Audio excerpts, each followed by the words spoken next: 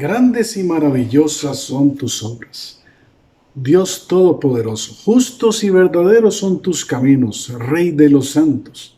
¿Quién no te temerá, oh Señor, y glorificará tu nombre? Pues solo tú eres santo, por lo cual todas las naciones vendrán y te adorarán, porque tus juicios se han manifestado. Son momentos que vamos a tomar para dedicarle a nuestro Señor, exaltar y adorar su nombre porque Él lo merece. Él nos ha dado provisión, nos ha dado salud, nos ha dado alimento y nos ha dado casa. Nos ha dado una familia, nos tiene con salud y eso es digno de alabanza. Dispongamos nuestra mente y nuestro corazón para que estos minutos usted pueda decirle al Señor, grandes y maravillosas son tus obras. Exaltemos aún a su nombre.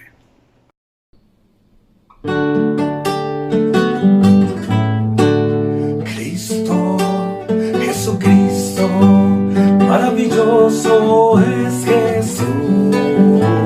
Su rostro brilla más que el sol, más hermoso es Cristo que el lirio de los valles, y dulce, más dulce que el miel. ¿Cuál es la rosa de Sarón? Así tan bello es él, y le amo si de corazón. Más hermoso es Cristo que el lirio de los valles, y dulce, más dulce que el miel. ¿Cuál es la rosa de Sarón? Así tan bello es él, y le amo si de corazón. Más hermoso es Cristo que el lirio de los valles, y dulce, más dulce que el miel, y dulce, más dulce que el miel.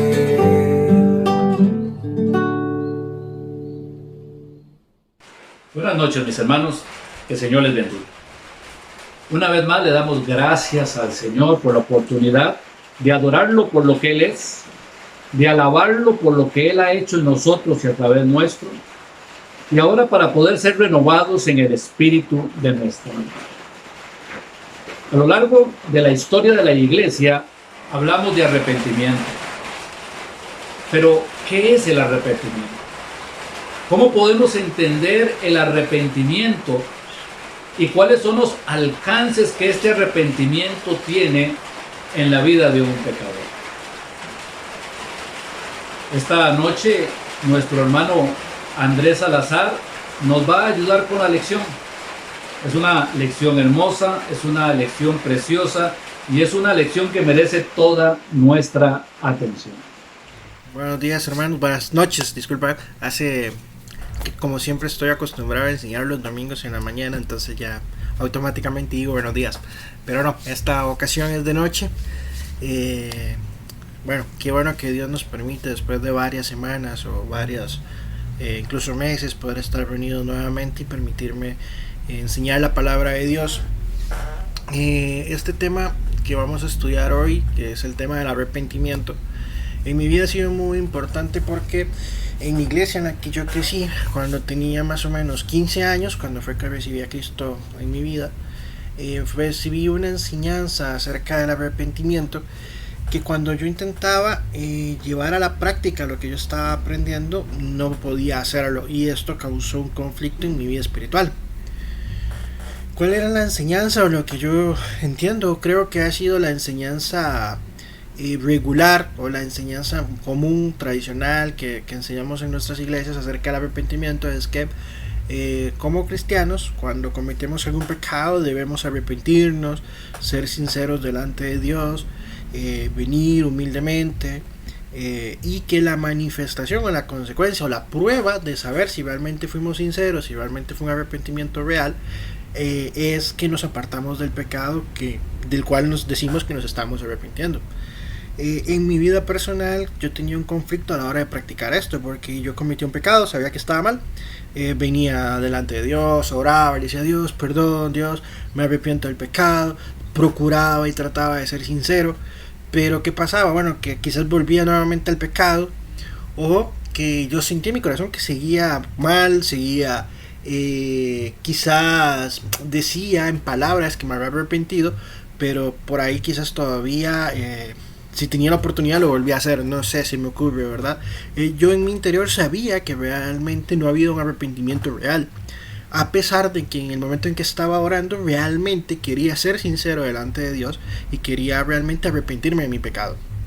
Entonces, como dije en un principio, esto trajo un conflicto en mi vida espiritual, porque decía, incluso me hizo llegar a pensar que quizás no era un salvo realmente, que realmente no había experimentado la salvación, o que el Espíritu Santo realmente no estaba en mí, dado de que no lograba arrepentirme de forma sincera. Entonces, hoy lo que quiero es que podamos ver el arrepentimiento desde varios versículos. ¿Qué es lo que dice la Biblia acerca del arrepentimiento? Y leer estos versículos, estudiar estos versículos, trajo a mi vida como una comprensión más bíblica acerca de lo que es el arrepentimiento y cómo debo como cristiano aplicar ese arrepentimiento a mi vida.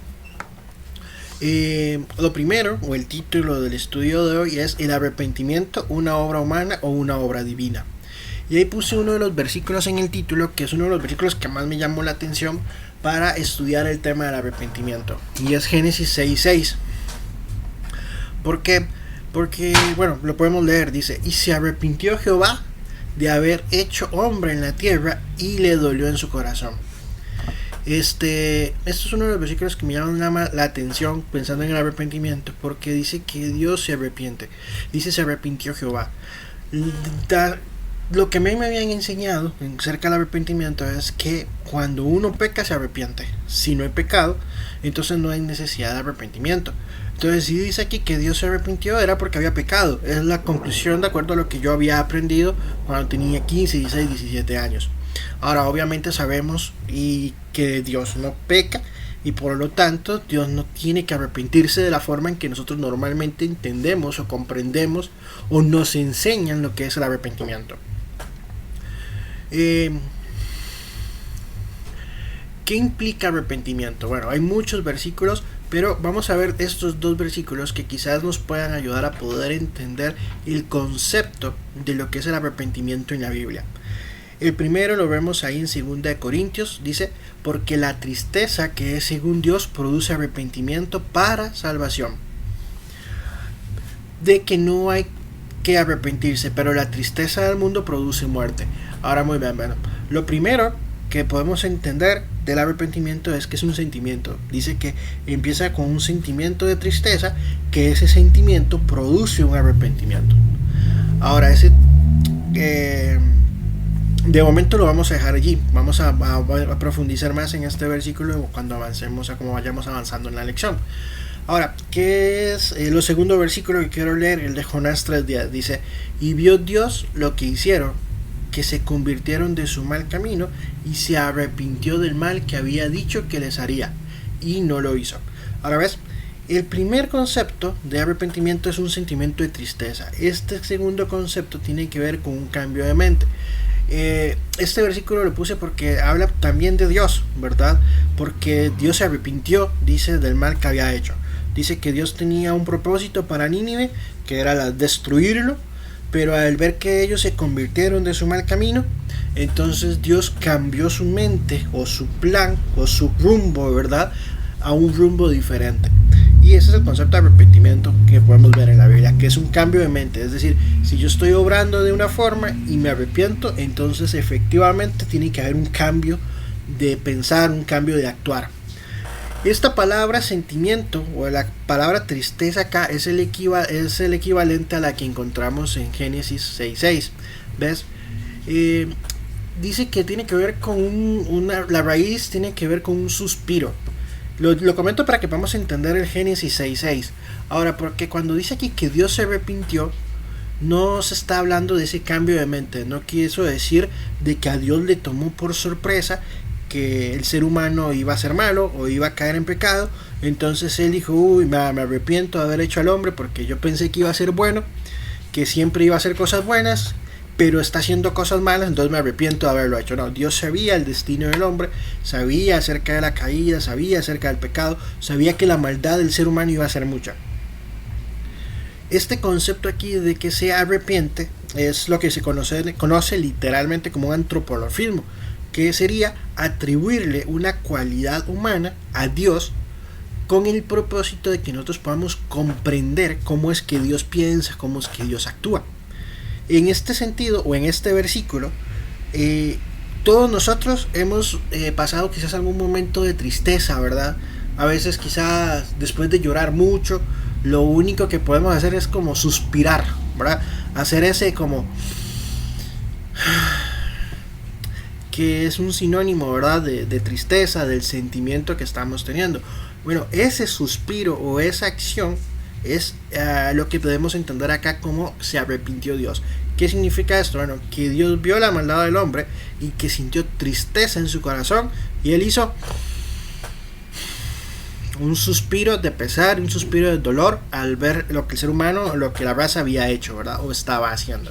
Entonces, el arrepentimiento en la Biblia sí implica, es un sentimiento, pero no es solamente un sentimiento. Dice que es un sentimiento que produce arrepentimiento, es un proceso que produce un cambio de mente.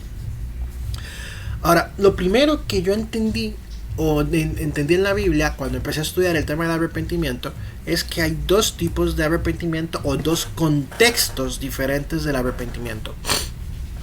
En algunas ocasiones la Biblia habla de arrepentimiento para inconversos, que deben, personas que no conocen a Dios, que deben arrepentirse para poder conocer a Dios y recibir a Jesucristo como Salvador, ¿verdad?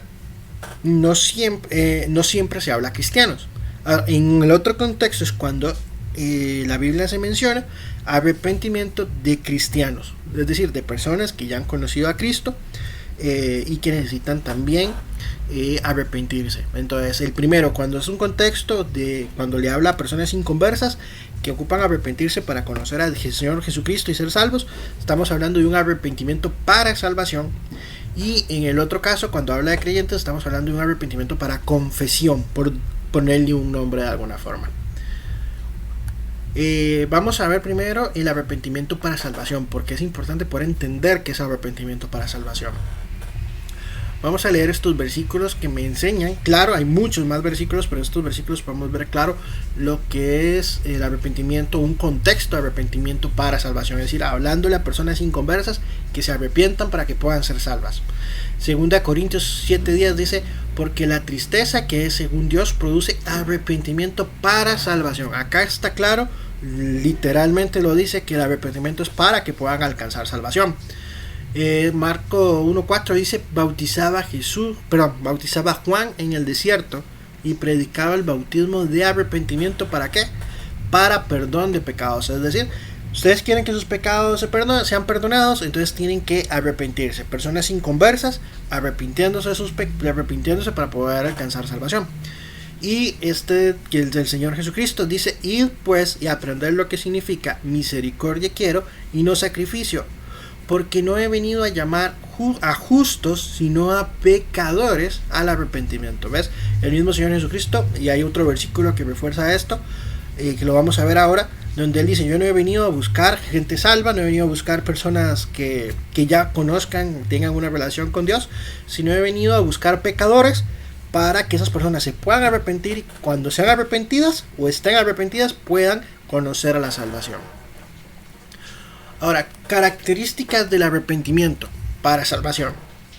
Esta es una muy importante porque es una característica doctrinalmente siento bastante fundamental, ¿verdad? ¿Por qué? Porque vemos que el arrepentimiento para salvación es exclusivo de una sola vez. No es que yo me arrepienta para salvación y vuelvo a caer en cierta cantidad de pecados o que pasa X cantidad de tiempo, entonces yo necesito nuevamente arrepentirme para ser salvo nuevamente. Veámoslo en Hebreos 6:4-6. Dice, porque es imposible que los que una vez fueron iluminados y gustaron del don celestial y fueron hechos partícipes del Espíritu Santo y asimismo gustaron de la buena palabra de Dios y los poderes del siglo venidero y recayeron, sean otra vez renovados para arrepentimiento, crucificando de nuevo para sí mismo al Hijo de Dios y exponiéndole a vituperios. ¿Ves? Está diciendo que una vez que la persona ya experimentó el fruto del Espíritu Santo, experimentó la salvación, la morada del Espíritu Santo en su vida, dice, y recae, es imposible de que nuevamente se pueda renovar, o es imposible que nuevamente se arrepienta para salvación. El hecho del arrepentimiento de salvación, cuando es genuino, es una vez y es para siempre. Y también Lucas 15 nos refuerza este concepto. Dice, os digo que así habrá más gozo en el cielo por un pecador que se arrepiente, que por 99 justos que no necesitan ¿qué? De arrepentimiento. Porque si esos justos ya se arrepintieron, o sea, se arrepintieron de sus pecados, alcanzaron salvación, fueron declarados justos, ya no necesitan nuevamente arrepentimiento para salvación. Entonces podemos ver nuevamente de cómo una de las características del arrepentimiento para salvación es que se aplica una sola vez y para siempre. Esto nos argumenta aún más, ¿verdad?, nuestra defensa acerca de la seguridad de salvación y cómo ya una vez conociendo al Señor Jesucristo no vamos a perder nuestra salvación. Otra característica que para mí es muy importante y creo que es la columna vertebral de la enseñanza de hoy, o hacia lo que quiero apuntar, es entender que el arrepentimiento es una obra divina. No es algo que el ser humano por sí solo pueda reproducir o pueda producir. Veamos algunos versículos. Que con mansedumbre corrija a los que se oponen, por si quizás Dios les conceda que se arrepientan, para conocer la verdad. Acá nos está diciendo claramente que es Dios el que concede el arrepentimiento. Segunda de Corintios 7, 9 al 10 dice, ahora me gozo, no porque hayáis sido contristados, sino porque fuisteis contristados para arrepentimiento, porque habéis sido contristados según Dios, para que ninguna pérdida padecieseis por nuestra parte, porque la tristeza que es según Dios produce arrepentimiento para salvación, de que no hay que arrepentirse, pero la tristeza del mundo produce muerte. Muy bien, otra vez Dios tomando la iniciativa y siendo Dios el que va produciendo arrepentimiento en las personas. Creo que es el versículo más claro que podemos ver en cuanto a este concepto de la obra divina en el arrepentimiento. Es Romanos 2.4, es muy claro. Dice, o menospreciáis las riquezas de su benignidad, paciencia, longanimidad, ignorando que su benignidad te guía al arrepentimiento. Ahora ves, el versículo claramente dice que es Dios el que nos va guiando al arrepentimiento. ¿Cuándo necesita una persona una guía? Si usted, suponga que usted va para algún lugar, algún destino, le dan la dirección, pero usted no sabe cómo llegar, no conoce el lugar, y hace 10 años atrás, digamos, cuando no había Waze o ningún otro tipo de estas aplicaciones, cuando usted iba a un lugar y no sabía cómo llegar, ¿qué hacía? Usted pedía que ayuda, ¿verdad? Ocupaba que una guía, porque usted no podía llegar a destino. Ahora ves, es lo que el Espíritu Santo hace. El ser humano no puede llegar al arrepentimiento porque es una obra de Dios. Entonces, como no puede llegar al arrepentimiento, no sabe cómo llegar ahí, el Espíritu Santo es el que lo guía, le da las indicaciones correctas para llegar al destino del arrepentimiento. Ahora, todos los aspectos de la salvación son una obra divina, no solamente el arrepentimiento. Ahora, ¿por qué es así? Bueno, primero porque, como hemos dicho en varias ocasiones ya, es imposible para el ser humano poder alcanzar salvación. La salvación es una obra sobrenatural que Dios hace y que el ser humano simplemente puede disfrutar. Ahora, primero, es imposible que el ser humano la pueda alcanzar, y segundo, también entendemos que no es por obras para que nadie se gloríe. Ahora, todo lo que el ser humano puede hacer para alcanzar salvación son meramente obras humanas. Y la Biblia es claro en que Dios no quiere que nosotros alcancemos la salvación por medio de las obras, porque podríamos decir, bueno, yo estoy aquí en el cielo, o yo soy salvo porque yo sí me arrepentí de mis pecados, o porque yo tuve un corazón sensible para poder arrepentirme, o porque yo fui a la iglesia todos los días. O sea, todos los intentos que el ser humano puede hacer para obtener salvación son meramente obras humanas que no aportan o no son significativos de ninguna manera para Dios para alcanzar la salvación. Esta otra característica es muy importante y es complementaria y quizás pueda ser hasta sonar contradictoria al punto anterior acerca de que la salvación, el arrepentimiento es una obra de Dios. ¿Por qué? Porque dice que también el arrepentimiento es un mandato divino.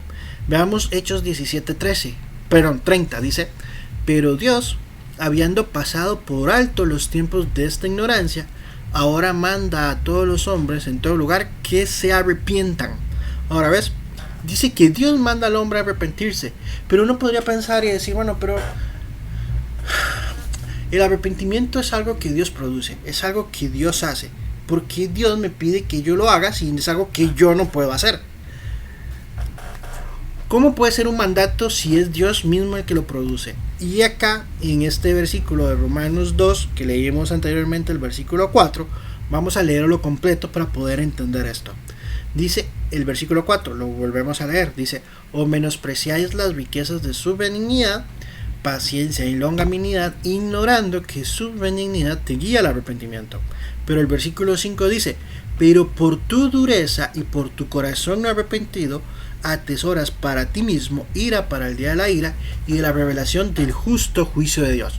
Ahora ves, cuando vos o cuando yo le estamos hablando a alguien acerca de Jesucristo, le estamos predicando el evangelio, le estamos diciendo de que la salvación, que nuestro pecado nos condena, que como pecadores tenemos la consecuencia de pasar toda una eternidad lejos de la presencia de Dios, de que no se trata de que yo por ir a la iglesia, por leer la Biblia o por tratar de ser un buen cristiano, Dios entonces me va a permitir entrar al cielo.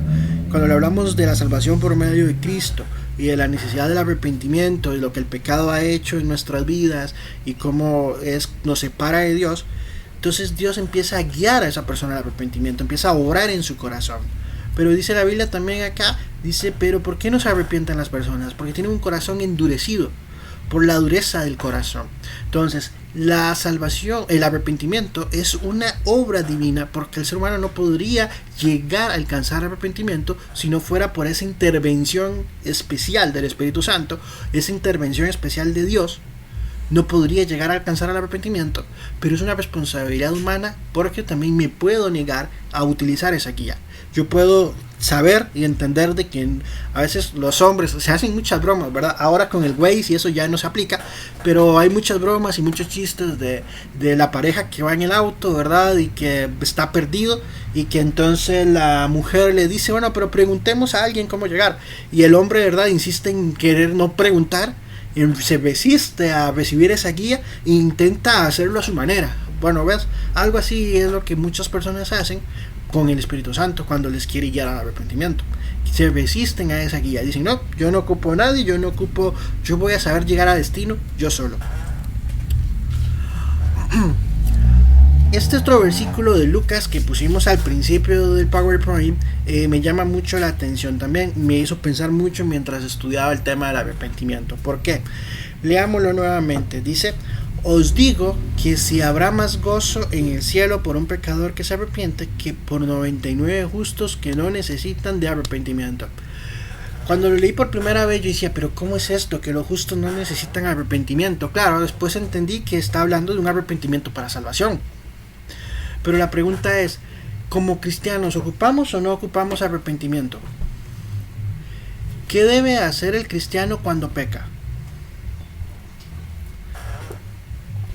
¿Será que ya no necesitamos arrepentirnos de nada más? Bueno, efectivamente conocemos al Señor, somos salvos, nos arrepentimos para salvación, pero todos nosotros, que por experiencia sabemos, que seguimos pecando. Bueno, ¿qué pasa cuando pecamos?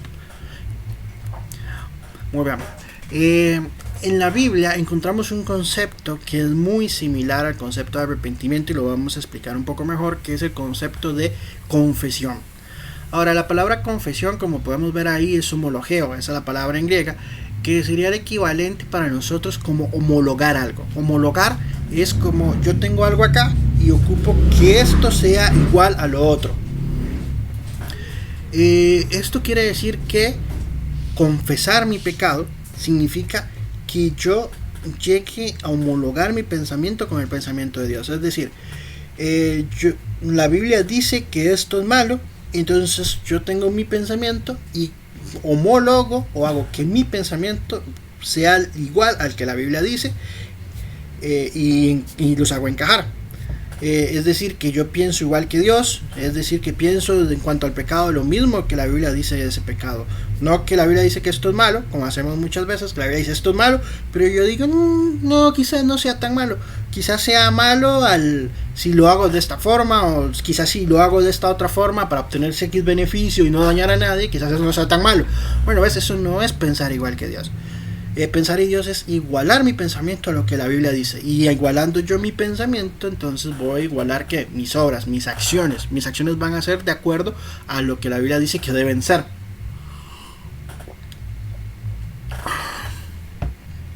Vemos aquí un salmo, por ejemplo el Salmo capítulo 32 dice: mi pecado te declaré y no encubrí mi iniquidad. Dije, confesaré mis rebeliones a Jehová, y tú perdonaste la maldad de mi pecado. Ahora, aquí es muy interesante esto, porque está hablando de que como cristianos tenemos dos opciones. Ahora, el inconverso no le importa encubrir su pecado porque no tiene temor de Dios, no tiene conocimiento de Dios. El inconverso, si le decimos, Dios está viendo lo que estás haciendo, no le va a importar. Él sabe que Dios lo ve, pero no le importa porque no ha conocido a Dios. Ahora, pero en el cristiano es diferente, ¿verdad? Cuando el cristiano es confrontado con el pecado, él sabe que está mal. Entonces ahí tiene las dos opciones que dice el Salmo. Una es encubrir su pecado, es decir, yo sé que Dios sabe, pero voy a taparlo, voy a hacerme el tonto, como decimos, ¿verdad? Popularmente, y voy a seguir mi vida tranquilo. Tratar de taparlo o tratar de justificarlo, de alguna forma tratar de vivir con ello, con el pecado. O la otra es confesar, y es venir delante de Dios y decir, no, Dios, usted dice que esto es pecado, yo voy a hacer que mi pensamiento y mi actuar se ajuste a lo que la Biblia dice. El Proverbios 28:13 dice, el que oculta su pecado no prosperará, pero el que lo confiesa y se aparta de ellos alcanzará misericordia. Ahora ves, cuando un cristiano peca, el cristiano está llamado a confesar su pecado, es decir, a ponerse en cuentas con Dios. Obviamente la confesión requiere arrepentimiento, es una acción similar, o digamos que podríamos decir sí que implícita en cuanto al tema de confesión. Cuando estoy confesando, implícitamente estoy arrepintiéndome de ese pecado o esa iniquidad que habla ahí el Salmo 32. Ahora, aquí para concluir, aquí es quizás el punto donde quiero llegar. Cuando, como les explicaba en la introducción, en mi vida cristiana yo tenía conflicto en cuanto a esto, porque yo cometía pecado, cometí iniquidad y venía a buscar a Dios, pero no me apartaba de mi pecado, realmente no sentía de que hubiese acabado con eso, y era porque no estaba homologando mi pensamiento al pensamiento de Dios. Mi conducta seguía siendo diferente a lo que la Biblia dice que debía ser. Entonces incluso llegué como a pensar de que quizás yo no era salvo, que el Espíritu Santo no moraba en mí. Pero aprendí que el arrepentimiento es una obra que el Espíritu Santo hace. Ahora, el Salmo 119:9 dice, ¿con qué limpiará el joven su camino? Con guardar tu palabra. Ahora, la santidad, el apartarme del pecado, el estar con el homologar mis pensamientos a los pensamientos de Dios, tener una vida que vaya de acuerdo o acorde a lo que la Biblia enseña, no es algo que yo pueda hacer, no es algo que yo pueda producir, es algo que Dios produce por medio de mi comunión con Él.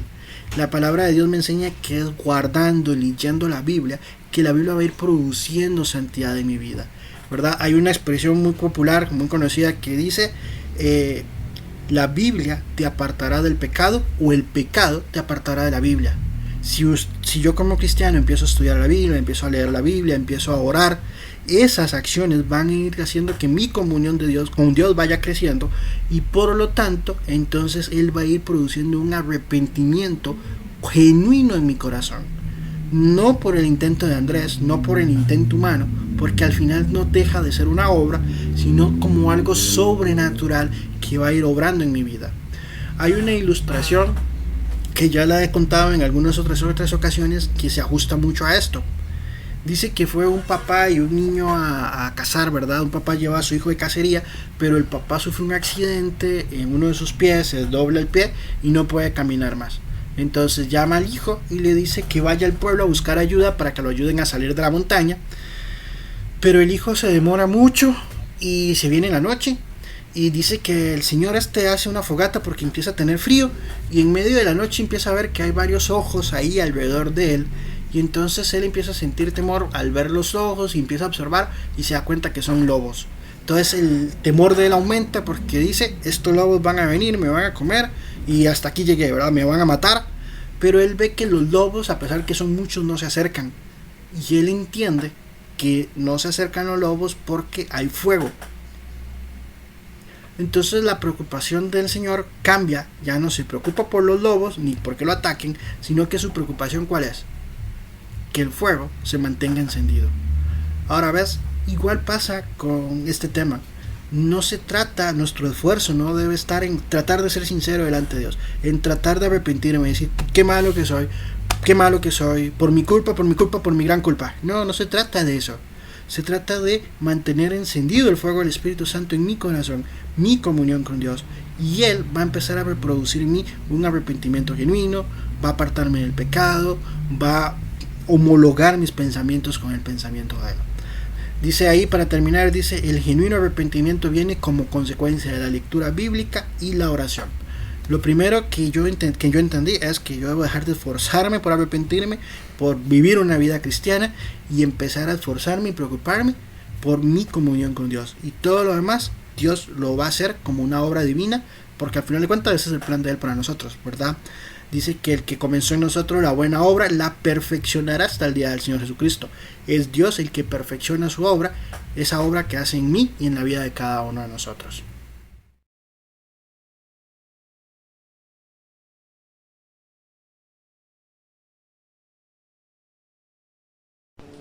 Siempre que estamos predicando el Evangelio, deseamos que haya una persona que no conozca a Cristo que lo escuche. Oramos por eso.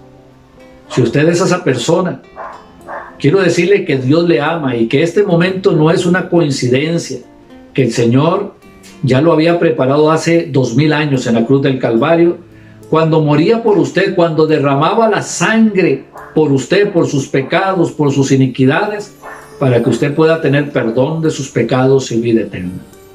Dice la palabra de Dios que no quiere que usted se condene, que hoy es un día de salvación, que hoy es el día de su salvación.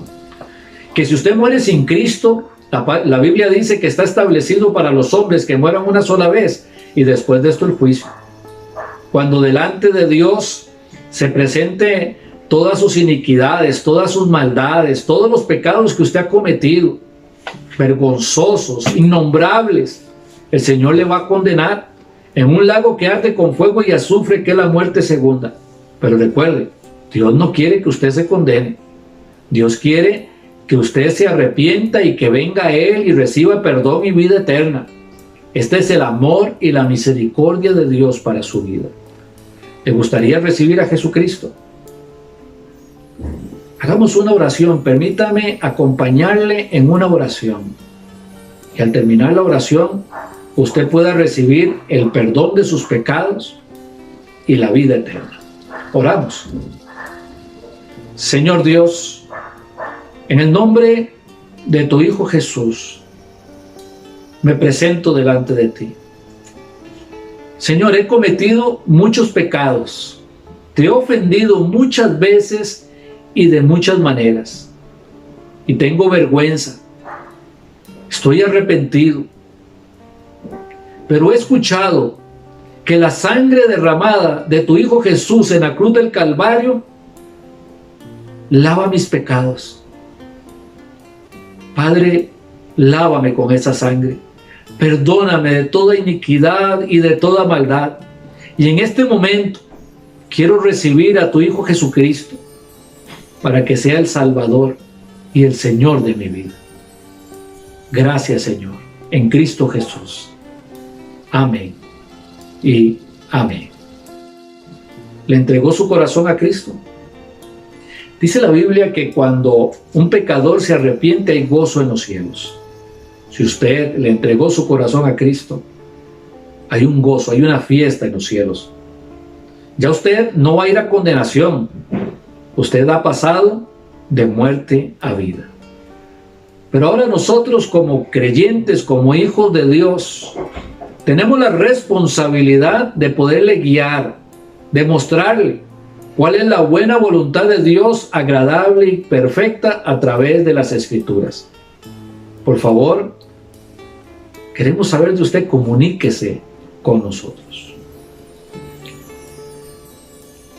Hermanos, esta es noche de miércoles, culto de oración, y vamos a hacer nuestras oraciones delante del Señor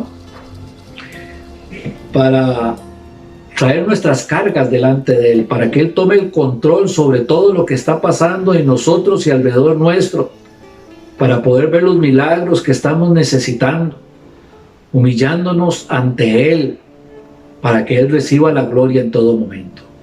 Así que vamos a disponer nuestros corazones entonces para este tiempo de oración.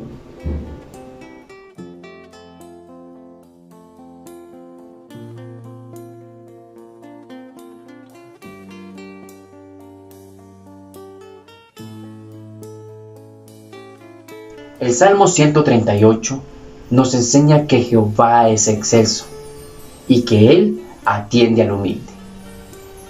El humilde es aquella persona que no se cree que está tan alto, que está por encima de los demás, sino que puede bajarse, puede humillarse y puede y debe pedir perdón, porque es un ser humano, un pecador como todos, y comete faltas que ofende a otras personas. Por eso debe pedir perdón. Nosotros cada momento cometemos errores en nuestro núcleo familiar, con nuestro cónyuge, con nuestros hijos, a nuestros padres, a nuestros hermanos. También lo hacemos en el trabajo, con los diferentes compañeros o con los jefes, o con personas que todavía están empezando. Además, también lo hacemos a nivel social, nuestros vecinos. Es cierto, ahora estamos en una cuarentena, estamos guardados, no salgo a saludar gente, pero a veces con acciones que pueden pasar, como al sacar la basura o al estacionarse mal, uno hace actos que ofenden a otras personas y debo pedir perdón por eso. Si yo quiero que Dios me atienda, yo debo ser humilde y debo pedir perdón si hago algo que afecta a los demás. Ahora también debo entender que al igual que yo, también las personas cometen faltas. Y esas faltas me ofenden, me hicieron algo, en el mismo ámbito. Y si ellos lo hicieron, en el trabajo, aquí en la casa, a nivel social, si ellos hicieron algo que me ofendió, yo debo perdonarlos. Porque debo imitar a Dios y perdonar a los demás como Dios me perdonó a mí y lo perdonó a usted en Cristo Jesús. Por eso, antes de empezar a orar, antes de ir y decirle a Dios lo que me afecta, lo que me duele, lo que necesito, seamos humildes, pidamos perdón y tengamos la confianza que una vez que lo hacemos, Dios nos atiende. ¿Me acompaña a orar? Nuestro Dios, muchas gracias por hablar contigo. Gracias porque aún siendo pecadores, Cristo murió por nosotros. Y aunque seguimos ofendiendo tu nombre, ofendiendo a los demás con nuestras faltas y pecados, Dios, tú nos perdonas. Por eso, Dios, queremos ser imitadores de ti y perdonar a aquellos que han hecho cosas que nos han ofendido. Tal vez ellos no van a cambiar, no me toca a mí cambiarlos, tú cambias a las personas. Y tal vez sigan haciendo lo mismo. Oh Dios, que mi corazón no guarde rencor contra ellos. Y perdón, Señor, perdón, porque esas personas he querido guardar algo aquí y no las he querido perdonar. Señor, ayúdanos a perdonar a los demás, a perdonar a esas personas. Pero al igual, oh Dios, entendemos que hemos hecho cosas que han ofendido a otros, que también somos pecadores imperfectos y cometemos faltas que los ofenden, que los afectan, que hemos sido mal testimonio, mala imagen o mal ejemplo. Señor, primero que todo, perdónanos. Y como tu palabra dice, danos el querer como el hacer para ir a pedirle perdón a ellos. Señor, tal vez no podemos salir o no podemos ir libremente por la calle por esta situación de la pandemia. Pero con una llamada telefónica, con un mensaje, que demos el paso de pedirles perdón y poder restaurar esa amistad, esa comunión, pero sobre todo, dejar el nombre de Dios en alto. Que pido perdón, que perdono, porque Dios me perdonó a mí. Y no quiero retener nada en mi corazón. Dios, muchas gracias por el perdón que tú nos das. Y danos la fuerza para expresar ese perdón a los demás. En el nombre de Cristo Jesús te damos la gracia y te lo pedimos. Amén y amén.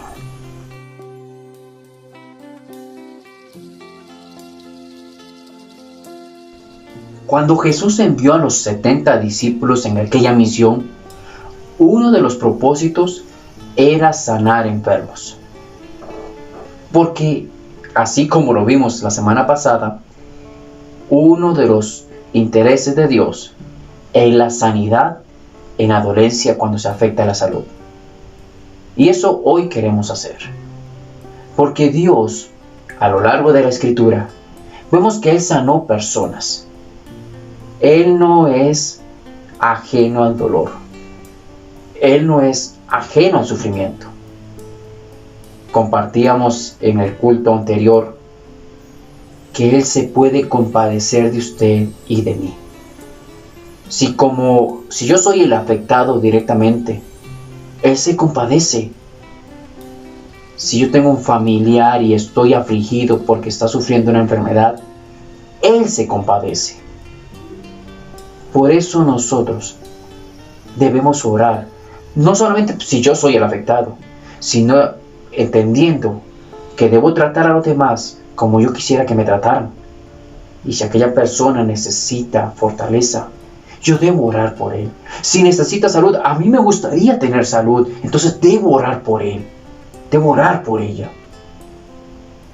Por eso le invito a que ahora tomemos un momento y oremos por los enfermos, por la familia de los enfermos, y que ese mal, esa prueba que Dios ha permitido, traiga gloria a su nombre y podamos ver su mano actuando.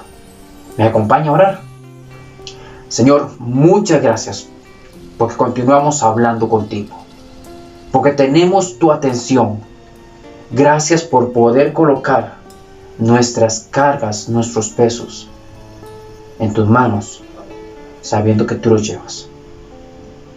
Por eso, Dios, en esta ocasión queremos orar por los enfermos, porque en nuestra familia, en la familia de mis hermanos, de mis conocidos, o ellos tienen a alguien conocido, hay una persona que está sufriendo por la salud, por una enfermedad que posiblemente no la buscó, se contagió, o hay algo que ya venía mal y se está agravando. Señor, sabemos que en tus manos está la vida de cada ser humano, que no cae una hoja de un árbol sin que sea tu voluntad, y que conoces a cada uno así como conoces cuántos cabellos tiene nuestra cabeza. Y sabemos, oh Dios, que tienes el conocimiento de ese problema de salud que tiene, de esta enfermedad que está pasando. Oramos, Señor, por tu fortaleza para poder llegar al final de esta prueba que has permitido. Oramos, Señor, para que utilice los médicos, si es tu voluntad así, y que puedan diagnosticar bien, que puedan dar el tratamiento correcto, Y Señor, y poder ver tu mano guardando y recuperando a los hermanos, guardando y recuperando a esas personas que necesitan sanidad. Pero también confiamos y creemos que eres Dios sobre todas las cosas. Y para tu gloria puedes usar esa enfermedad y hacer un milagro y sanarles. Y mostrar a los demás que hay un Dios sobre todos. Por eso, Padre, si este problema de salud que has permitido es para tu gloria y pasamos a glorificarte en ello, te esperamos y descansamos en ti y pedimos también para poder ver tu nombre exaltado a través de la sanidad de estas personas que están sufriendo por su salud. Señor, oramos por la familia, porque es posible que hayan perdido la esperanza, es posible que tengan temor. Oramos por tu protección en ellos, por tu fortaleza y tu consuelo. Y oramos para que se afirme más esa esperanza en ti. Hay personas que nos han pedido que oremos por algunos familiares, conocidos o por ellos que no creen en Dios. Oramos sobre todo para que la sanidad de su alma, de su corazón venga. Y también pueda venir la sanidad de su cuerpo. Muchas gracias, porque eres el Dios que se ha interesado por los problemas de salud de las personas y que hoy sigue tan interesado como antes. Oramos por los enfermos para ver tu mano y tu voluntad en esto, porque lo hacemos para que lo hagas y lo pedimos para que lo hagas conforme a tu voluntad y en el tiempo que quieres mostrarlo. En el nombre de Cristo Jesús, nuestro Salvador. Amén y amén.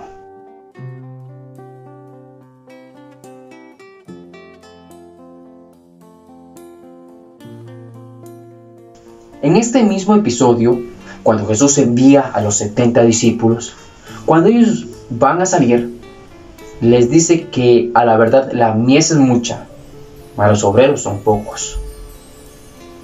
Y hace una petición: rogad al Señor de la mies que envíe obreros.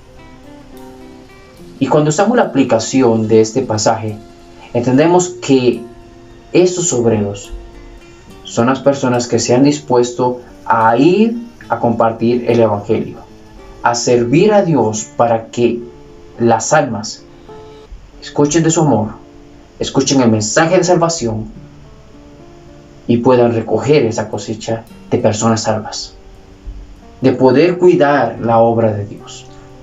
Y por eso vamos a tomar el tiempo para orar por las misiones, porque hay personas que han ido a recoger la cosecha, a llevar el Evangelio, a compartir la palabra de Dios, tanto aquí en nuestro país como fuera de él. Porque la necesidad la tenemos a nuestro alrededor, como más allá de las fronteras. Y hablo de la necesidad porque las personas hoy están muriendo sin Cristo. Y no es solo un asunto de la pandemia.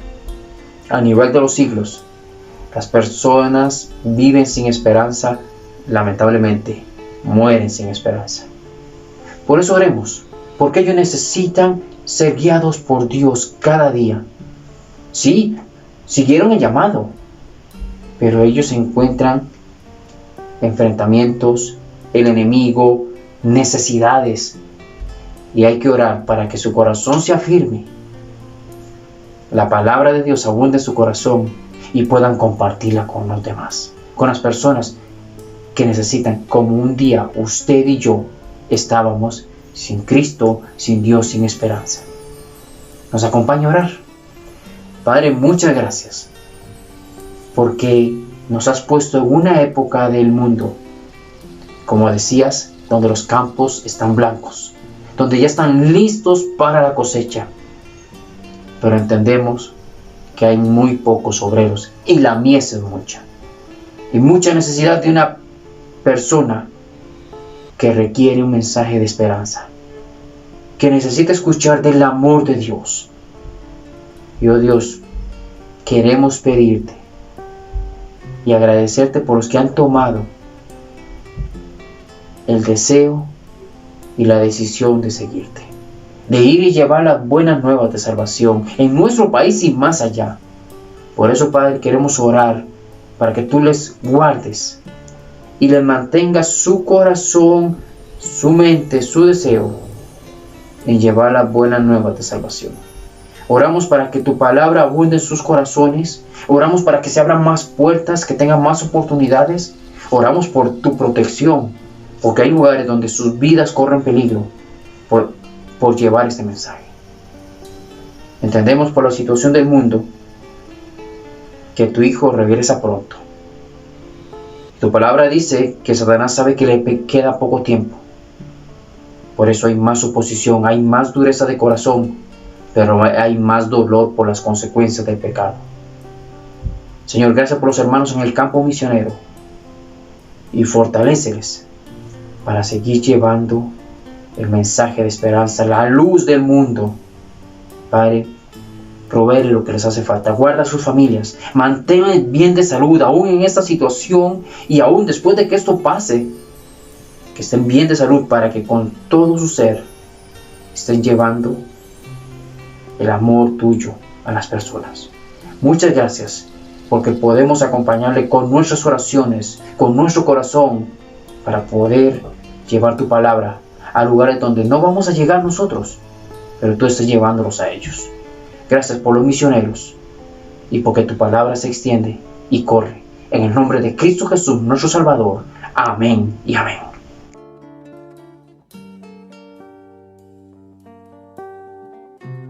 Dios inclina el corazón del rey hacia donde Él quiere, porque es la autoridad que Él mismo ha establecido. La Biblia nos manda que nosotros debemos sujetarnos a esa autoridad, pero también que debemos orar por ella. Por eso ahora tomaremos un momento para interceder por nuestros gobernantes, por el presidente, por los diputados, los ministros y cada una de las autoridades gubernamentales a las cuales nosotros debemos respeto. No es algo fácil estar ahí. Entienda que no solo con la situación de la pandemia, pero algo que nos pide la Biblia es para que ellos actúen de manera honesta, donde hay mucha influencia, que va a querer que haga lo que él quiere, lo que aquellos quieren, y debe actuar de una manera que beneficie a todos los que tiene bajo su control. Por eso hay que orar por sabiduría para ellos. Hay que orar para que puedan hacer de la mejor manera cada decisión. Y ahora estamos en un momento de la pandemia. Necesitan nuestras oraciones, pero sobre todo nuestro ejemplo al obedecerles y a que nuestros familiares, nuestros conocidos sepan que oramos por nuestros gobernantes. Nos acompaña a orar. Padre, muchas gracias por la bendición de tener un país como este. Gracias porque hay un gobierno y gracias porque esa autoridad la has permitido y la has colocado sobre nosotros. Por eso, Señor, queremos pedirte por ellos, para que puedan hacer las cosas de la mejor manera, siempre buscando el beneficio del pueblo, siempre buscando hacer de la mejor manera cada decisión con honestidad, con sabiduría. Como le decía al inicio a los hermanos, no es un puesto fácil. Sabemos que el enemigo sabe que le queda poco tiempo y va a querer hacer un desorden en el mundo y va a querer hacer un desorden en el gobierno para que el país esté desordenado, para que la gente no sepa a dónde ir.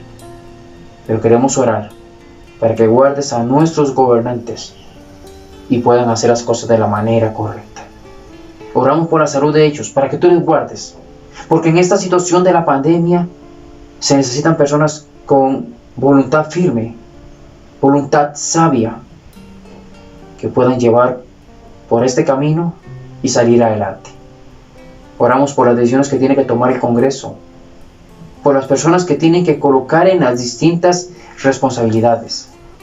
Pero sobre todo, Dios, queremos pedirte para que ellos puedan tomar la mejor decisión de sus vidas. Que no solo es escuchar que hay un mensaje que habla de Dios, que hay cristianos que tienen su mensaje, que ellos puedan escuchar el Evangelio, entender su necesidad de un Salvador, su condición perdida, y que tu palabra, que no vuelve vacía, llegue a sus corazones y los haga buscar a Cristo como Salvador personal. Muchas gracias por cada autoridad que tenemos. Guárdales, dirígeles y que todo lo hagan para que se muestre que tú tienes el control. Para tu gloria y honra, los ponemos en tus manos, porque lo pedimos agradecidos en el nombre de Cristo Jesús, nuestro Salvador. Amén y amén.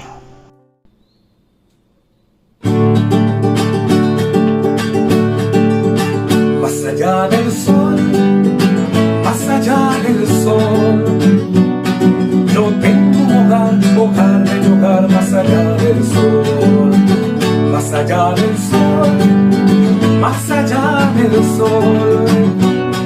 Yo tengo un hogar de hogar más allá del sol, más allá del sol, más allá del sol. Yo tengo un hogar de hogar más allá del sol. Cuán gloriosa será la mañana, cuando venga Jesús el Salvador. Las naciones unidas como hermanas, bienvenidas daremos al Señor. Esperamos la mañana gloriosa para dar la bienvenida al Dios de amor, donde todo será color de rosa en la santa fragancia del Señor. No habrá necesidad de la luz ni el resplandor, ni el sol dará su luz, ni tampoco su calor. Allí llanto no habrá, ni tristeza ni dolor, porque entonces Jesús, el Rey del cielo, para siempre será el consolador. El cristiano fiel y verdadero, también el obrero de valor, y la iglesia, esposa del Cordero, estarán en los brazos del Señor. No habrá necesidad de la luz ni el resplandor, ni el sol dará su luz, ni tampoco su calor. Allí llanto no habrá, ni tristeza ni dolor, porque entonces Jesús, el Rey del cielo, para siempre será el consolador.